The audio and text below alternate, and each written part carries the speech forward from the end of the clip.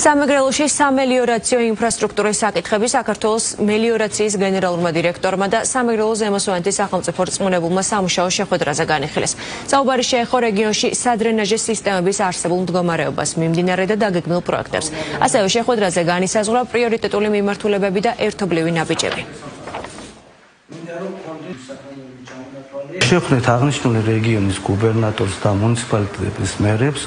შეხვედრა საკმაოდ პროდუქტიული იყო იმ თვალსაზრისით, რომ განვიხილეთ გამოწვევები ამ რეგიონის, განვიხილეთ ის პრობლემები, რაც უკავშირდება მელიორაციას და განსაკუთრებით რაც უკავშირდება დრენაჟს. მომავალი წლისათვის გვექნება უკვე განახლებული სისტემები, რომელიც იქნება ერთგვარი პრევენცია, რომ აღარ დაიტყვაროს არც სასოფლო-სამეურნეო სავარგულები და არც საკარმიდამო ნაკვეთები. საქართველოს მელიორაციის ახალ დირექტორთან ერთად მუნიციპალიტეტების მერებს შეხვდით.